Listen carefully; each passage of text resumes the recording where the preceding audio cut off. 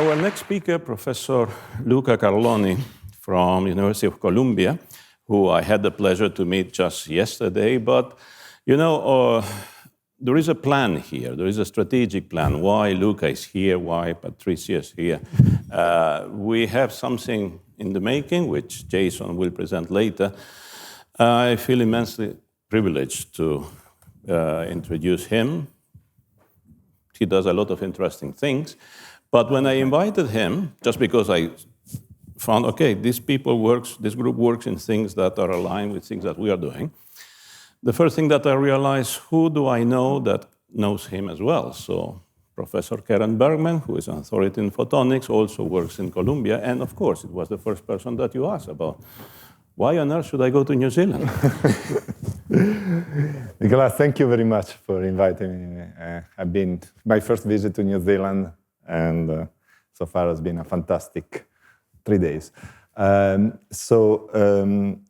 Yes, the title of my talk is Designing Sustainable AI System through Agile and Collaborative Hardware Platforms. In many ways, you'll see that what I present today is ESP, which is the logo you see there, is the logo of a project, a research project, that I've been leading at Columbia now for over 12 years, almost 14 years, and which became an open source project in the summer of 2019. But I'll try to put this in a broader context and also not just give you an overview of what ESP is and how you can maybe take advantage of it or contribute to it. Also how I think can play an important role, at least from the viewpoint of an academic viewpoint, from an education and research perspective, as we have been doing at Columbia. So here I just, I'm saying something that everybody knows, or I think should know, that the progress that we have seen in AI, the amazing progress, and the progress that we can expect to see, in many ways runs at the speed of hardware. And this talk will be focused particularly on hardware, and a particular aspect of hardware, system on chip, which is the chip that you have in a variety of computing systems, from the smartphones that you have in your pockets, all the way increasingly to data center and also to some supercomputers. So I think everybody knows what a system on chip is. This conference is called multi-core. When I started working on system on chip many years ago, there was a lot of emphasis on homogeneous multi-core chips, where people started duplicating processors and chips of various kinds. And then, of course, meanwhile, GPUs gained in importance, and to a certain extent, you can see GPUs also as an instance of homogeneous multi-core, where you have multiple copies of the same component. I'm making a first-level approximation. My research has always been focused on heterogeneous computers and putting together components that are different natures, different types, particularly processors that execute software and specialized hardware accelerators that not necessarily execute software. They may be configurable, reconfigurable. In some cases, they may be programmable. And the reason why you have more and more specialized accelerators integrated into system on chips is because they provide superior energy efficiency and performance compared to executing the same function in software. So what you see here is one of the milestones, I would say, of the research of the group that I've been leading at Columbia, but not just of our group. This is the result of collaborative works with collaborators at Harvard University, University of Illinois at Urbana-Champaign, and IBM Research in Yorktown Heights. Those are the list of the authors of a paper that we presented at ISSCC, which, as you may know, is probably the top venue for integrated circuits design, describing this chip called the EPOCHS-1 system on chip. And what is special about this, and why it's special to me? Well, I can tell you that it's the only instance since I've been a professor at Columbia where I send a text to my wife and my daughters, happy about my work, is when it happened. It happened on a Friday of a summer, of the previous summer. This will be presented in 2024. In 2023, the chip had arrived in our lab back from the fab on a Wednesday. By Wednesday evening, we had noticed that electrically everything was fine. By Thursday morning, we were executing application in bare metal on this accelerator. By Thursday evening, we were booting Linux. By Friday morning, we were booting Linux SMP, invoking multiple applications, which also they were invoking these accelerators. And if you know about chip design, and if you know about chip design done in academia, you may appreciate why this is not an easy milestone to reach. And you see many authors. One important thing is that many people collaborated to the testing and to the software development, but really this was a chip designed. This is one of the peculiarities of the chip, designed by a team of about 8 people, mostly graduate students and a couple of researchers from industry. And then I'll tell you more on how it was designed in a second. So first of all, what's so special about this chip? Well, it's a 64 millimeter square chip designed in a 12 nanometer FinFET technology, which is a fairly advanced technology for academia. It contains 35 clock domains, 23 power domains, allows to do dynamic voltage frequency scaling, which is key for energy efficiency. It has 8.4 megabytes of on-chip SRAM memory. It has this tile-based architecture. There is a bigger tile up there, but in general, tile-based, which is one of the characteristics, as you'll see in a second, of the ESP platform that I'll present. These 34 tiles are connected by a 6-plane 2D mesh network on chip. 6 planes means that we have actually 6 parallel network on chip that provide physically a variety and allow us to take care of all the communication requirement without necessarily having virtual channels.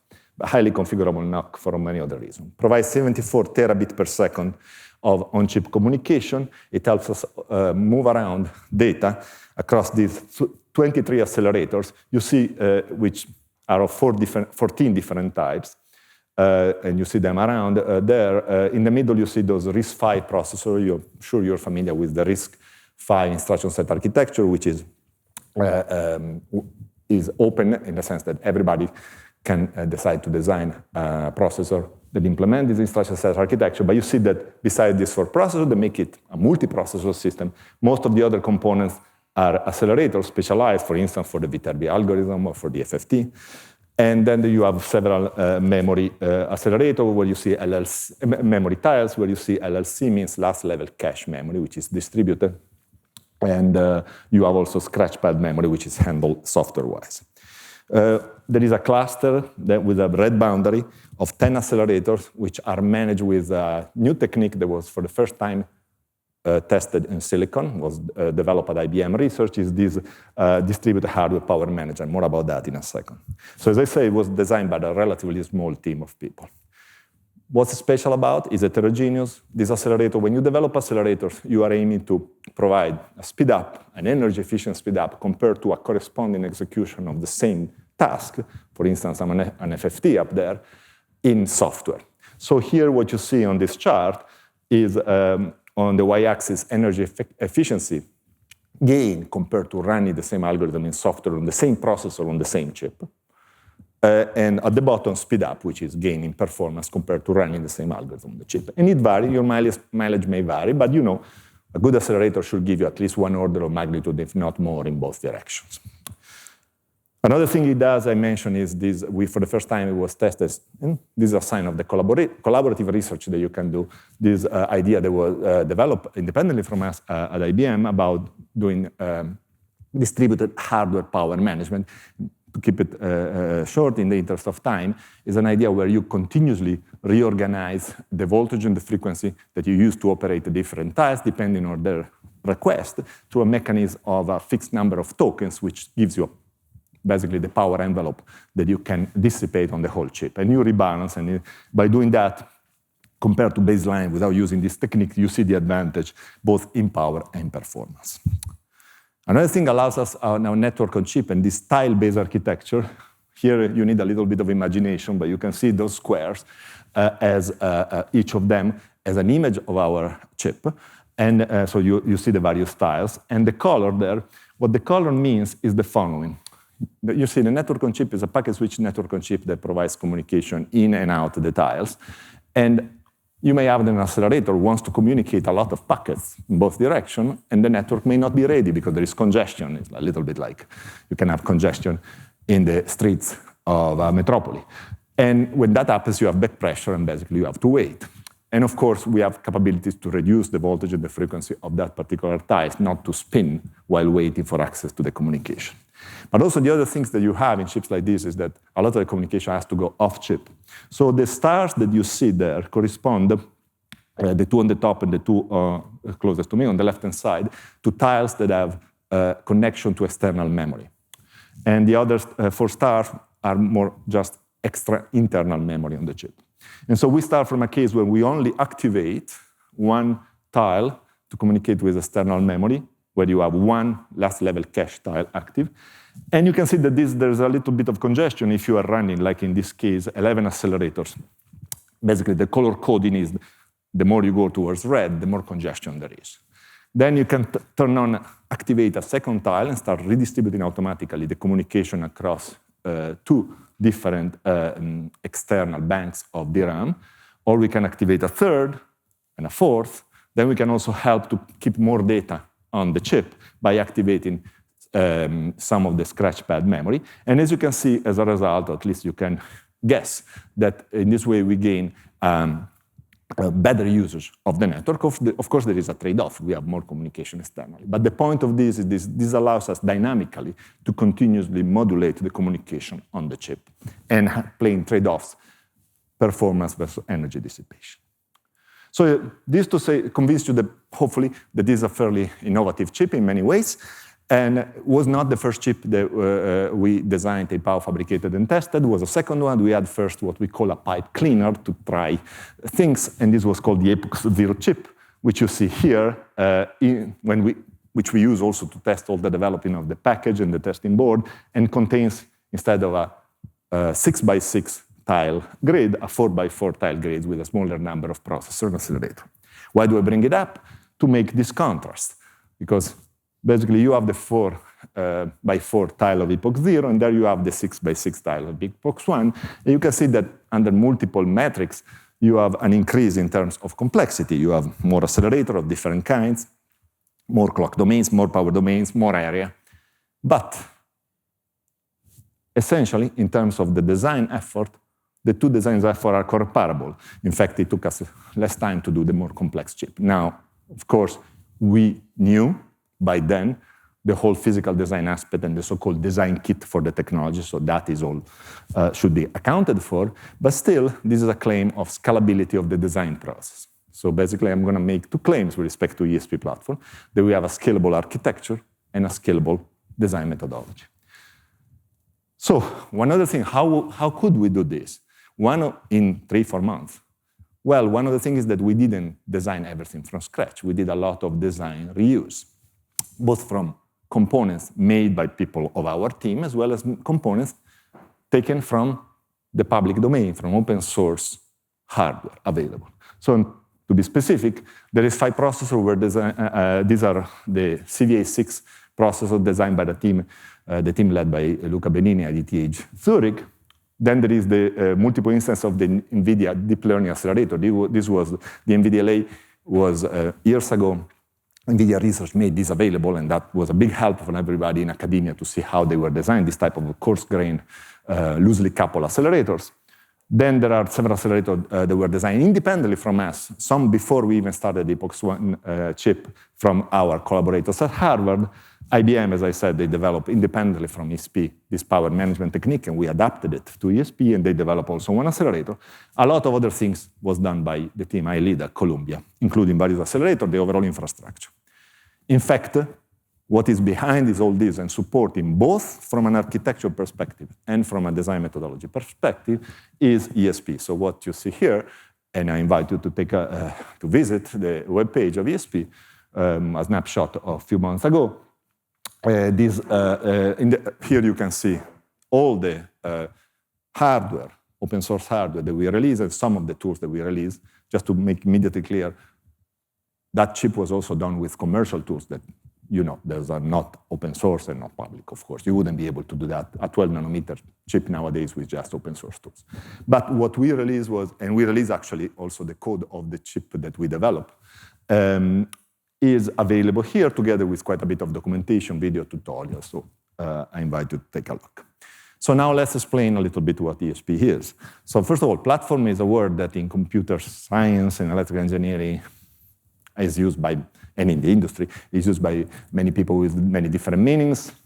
I come from academia, I'm a professor, so I have my own definition of a platform.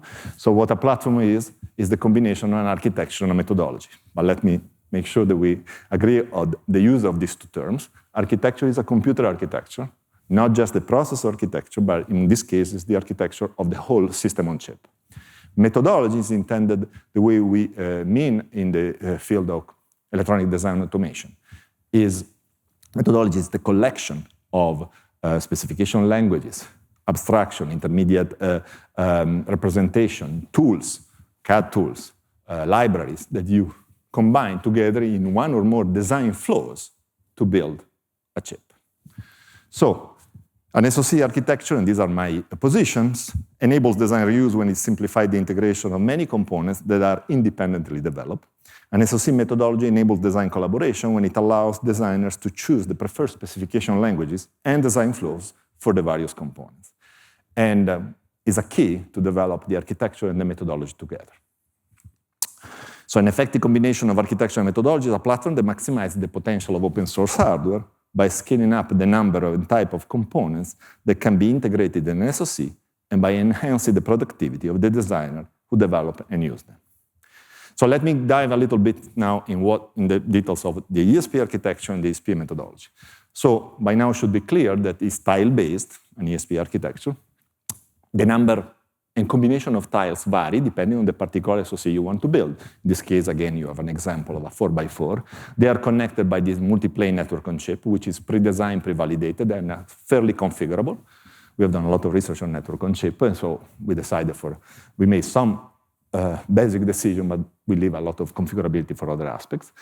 And overall, when you put together a system using this template, a system on chip using this template, the result, which is a result also that distinguishes, I think, ESP from other very interesting open source platforms for SoC design that are available nowadays, is that the ESP architecture implements a distributed system, which is scalable, is modular, and heterogeneous.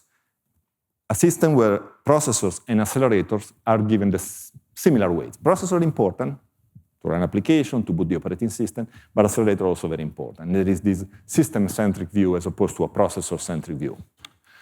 So processors, we don't focus so much on doing design, research in processor design because we are pushing this idea of open source hardware. We evaluate processors that are made available as open source and try to integrate it inside ESP. So as of now, we support 3 processors that are listed there: RISC-V ISA 64-bit Ariane, Spark V8 Leon 3 32-bit, and RISC-V Ibex 32-bit, which you want to use it for more low-power applications. For instance, you don't want to necessarily maybe boot the operating system. You want to have bare metal or maybe an RTOS in the case of the Ibex processor.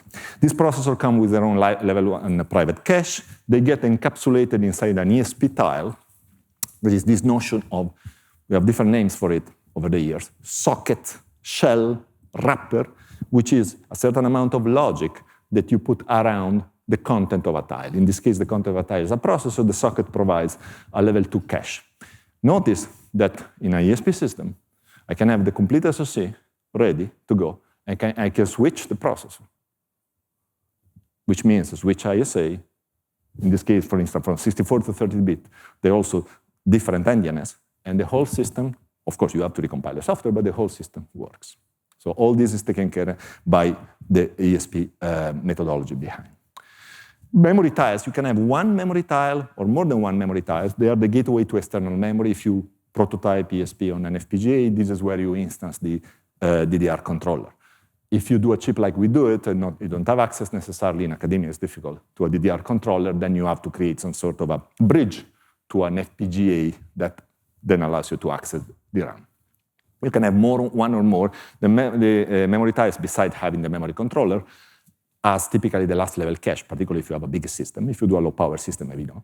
That last level cache may be the only instance of the last level cache, but you can automatically decide to have 2 or 4 memory tiles, as I showed you before, and automatically ESP partitions the addressable space, partitions the directory base based on MASI protocol, and takes care of coherence. Then you have the accelerator that often are what distinguishes an SoC from another. You have many of them, different combination of them. Talk about that in a second. Accelerator come with their own private local memory, specialized data path, and the socket, in the case of accelerator, provides a rich variety of services, including ability to configure the accelerator to memory map registers, interrupt request mechanism, DMA engine, and so forth. So overall, when you design an accelerator, you focus, let's say you want to design an accelerator for a CNN or for an FFT. You focus on designing that, and that's the big difference. These accelerators are loosely coupled. This is very different from tightly coupled. Coupled with respect to what? With respect to microprocessor. A tightly coupled accelerator is like a functional, extra functional unit that put on the pipeline of the processor. Typically executes small tasks, and typically is invoked through an instruction that you add to the instruction set architecture. RISC-V is very elegant in that way too. You can augment the ASA with special instruction to have a tightly coupled accelerator. Of course, you have also to handle the issue from a compiler viewpoint. A loosely coupled accelerator, which has been our focus for many years, are designed independently from the processor, sits outside the data path of the processor. They typically sit on the interconnect, in our case, the network on chip. They execute a coarse-grained task. For example, imagine an FFT two-dimensional on a huge matrix, millions of bytes, and they do this independently from the processor, invoked by the processor, but independently from the processor, and while the processor is doing something else. So this is how we can take accelerator design by different teams and combine them with the processor on top of the ESP infrastructure. They are invoked typically through device drivers, so like other type of peripherals. So in ESP, we can develop accelerator, as I'll say in a second, with many different design flows. They can be encapsulated into this socket that provide the mechanism to support the communication with external memory and configuration from the processor. You can also integrate third-party accelerator, like we integrated the NVDLA, which speaks the AXI standard bus for data and APB for control, and that can be integrated in ESP following that with a simplified version of the socket, because some of the things, like for instance the DMA, some of the services are already available. So should be clear by now this key point in ESP, which are these tiles that decouple the design and eventually coordinate the operation of each tile from the design of the overall system and connect each tile to the network on chip. They, in fact, provide more than that. They provide a variety of services which can be growing, and it will grow with our research. So, for instance, you may want to have, per accelerator, which we added, the ability to have accelerator communicating point-to-point fashion as opposed to going through external memory. You can create directed acyclic graph or multiple accelerator communicating among each other and invoke them from software to execute a more complex task. Or you can have dynamic voltage frequency scaling controllers, like we did in the chip, where we integrated a voltage regulator together with frequency regulators in order to be able to, at the granularity of each tile, change the voltage and the frequency at which it operates. And the network on chip absorbs these differences at design time, simplifies the integration design times, and acts on runtime as a sort of nervous system, a backbone for the system. In terms of the hardware-software interaction, what happens is that typically an application, or a thread in an application, at some point reaches a moment where it wants to invoke an accelerator, and does that through a fairly simple API. We have a way to allocate memory such that the accelerator can then access it, and to, of course, free it. But the key point is at some point you invoke it through this ESP run, which is like a system call, is an API that ultimately calls a device driver. The thread gets suspended, the device driver takes over, does a configuration of the accelerator to the memory map registers, then ultimately tell the accelerator to go. The accelerator does its task while the processor is doing something different. When the accelerator is done, raises an interrupt. The ball goes back on the software court. The device driver does all the bookkeeping and cleanup and wakes up the corresponding thread. All this is done seamlessly without moving of data. You can have different level of coherency support depending on how you want to operate on that. There is a lot of research for this. No time for me today to go into this, but we support multiple level of coherency memory for accelerators. So let me then switch to the methodology part. First, refresh the pillars of the ESP approach. We want to develop platform, not just architecture, so platform combination architecture and methodology. We move from a processor-centric to a system-on-chip, system-centric perspective. We try as much as possible to raise the level of abstraction to deal with the complexity of hardware design and application development, which means that as much as possible, we don't design at the level of register transfer level, so to like Verilog VHDL, but we try, particularly for accelerator, to do system-level design using high-level synthesis.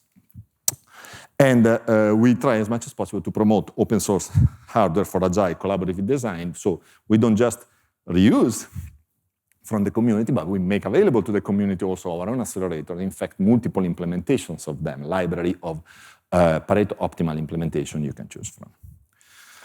So the vision ultimately is that teams of domain, application domain experts, software developers, and hardware designers can efficiently build specialized system on chip. And a lot of the emphasis is not in reinventing the wheel in the context of this idea. So you don't want to reinvent cache coherency or DMA or necessarily a new, if your chip, the emphasis of your chip is on the accelerator and not on the processor, you may take a processor that exists and it's good enough to boot the operating system and coordinate the accelerator. Typically, a lot of the innovation is in the accelerator design, in the specialized hardware. And I think this will be increasingly the case.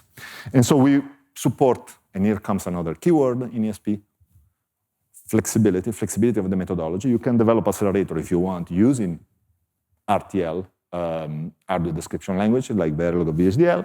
We promote, teach how to use system-level languages like C, C++, Assistant C, together with a high-level synthesis, and support various commercial tools, and we are in the process supporting an open-source commercial tool for high-level synthesis. Also, we have demonstrated how we can attach ESP to a project that we didn't lead, but we contribute to, which is called AGILES4ML. You may be familiar with this. This comes also from many physicists working in labs around the world. I think CERN and certainly Fermilab, and then at MIT. They develop a very nice tool which allows you to take specification typically of neural network for inference, often for inference at the edge, with one of these famous frameworks for designing this neural network, and produces a synthesizable accelerator for this neural network, synthesizable usually with one of these high-level synthesis tools. So that is what AGILES4ML does, and we allow to quickly integrate that into a complete SoC. So you can test the accelerator not just with a small test bench, but in the context of a complete SoC. How you test it? By combining with the other component, and through our mechanism, our graphical user interface, and our design flow, arrive fairly quickly, rapidly, to FPGA prototyping. FPGA prototype is very important in ESP. And now, if FPGA is the final implementation and you don't want to do a chip, then it's not just prototyping, it's FPGA implementation.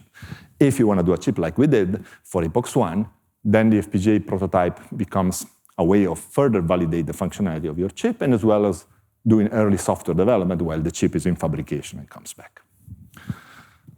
So, well, a few more things. Am I doing that time? Right? So a few more things about acceleration flows. As I said, we use high-level synthesis. From high-level synthesis, one takes one of these applications and start with maybe one particular version, and from this, using the high-level synthesis knob that allow you to play with pipeline and parallelism, obtain many different implementations. You save the Pareto optimal one in the typical multi-objective optimization space, like performance and area power cost. And then you can modify your code and keep going. And what's important is that you don't just design one implementation. You design a family of implementation that gives you trade-off opportunities. And this is how we teach how to do accelerator design at Columbia. And another important thing is that you can take any one of these implementations and you can plug it into the accelerator tiles, and you are guaranteed to have functional correctness. Your mileage in terms of performance and power may vary. So this is possible because the socket built on some work that I had done, in fact, when I was a doctoral student, which allows you to create a mix of cues and control logic that at the time I had developed to observe differences in the communication on the wires on a chip, which was a problem in the mid-90s when we entered nanometer technology for chip design. But now it can be used the other way around. You can change different implementation of the latency, or different implementation of the accelerator inside. They give you different latency in terms of computation, and this gets absorbed by the socket, which interfaces with the network on chip. So there is a theory behind this.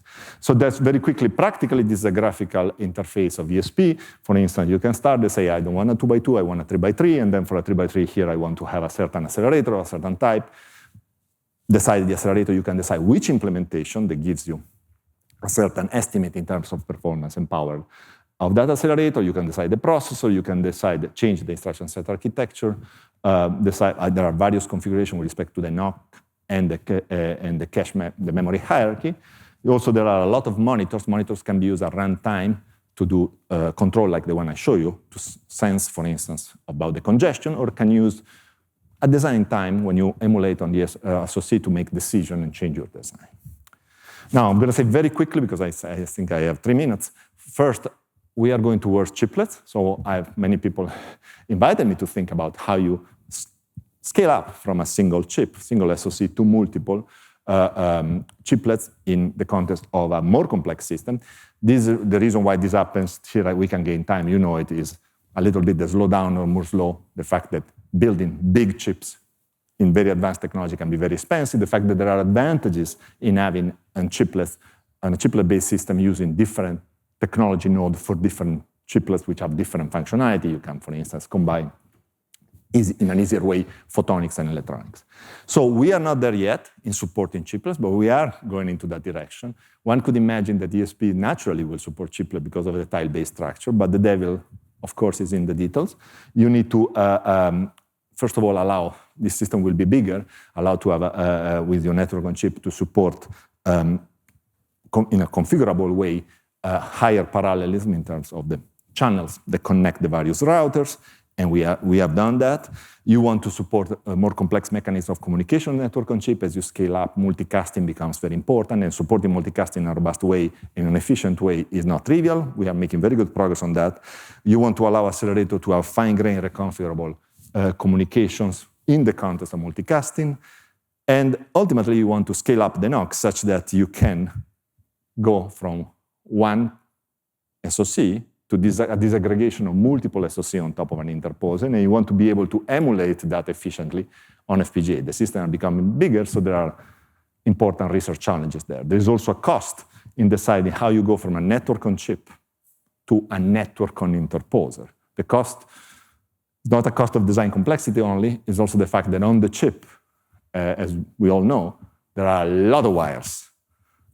Now, an interposer is a chip too, but as you move from one chip to another chip to an interposer, you pay a price in terms of bandwidth and in terms of latency. So how to do that in a principled way is an important research challenge. Which type of interposer you're going to use, whether it's active or passive, is also very important. And ultimately, you want to be able to support these alternatives because different projects may prefer a different choice. So, wrapping up, looking ahead to the age of AI-aided SoC design. I come from computer-aided design. There are already one of the newest conferences in my field is LLM-aided design. So people are already using, as you know, AI for software development, and there are already few papers in the last 2-3 years that are showing how to use AI to design hardware. But to design a complete chip probably remains for now a task that is beyond what AI can do today, but who knows tomorrow. So as we look at that, my perspective is from a professor, somebody who comes from academia, does research engaging with industry and government labs. And so I'm going to say that, in my opinion, to develop effective AI agents for SoC design, you need to build an open platform, particularly open source hardware platform, as well as software. Open source software is very established. Why? Because with this, you get reusable design flow. It also allows to have this collaborative design, and it can help you mitigate a challenge, which is the fact that there is not as much access to data when it comes to chip design as there is when it comes to software development, for a variety of reasons. The industry is different. Now, supporting workforce development. This, professors always think about which are the skills that we should teach on top of the principle that we are teaching. And I think academia will continue to play a key role here, but in order to recruit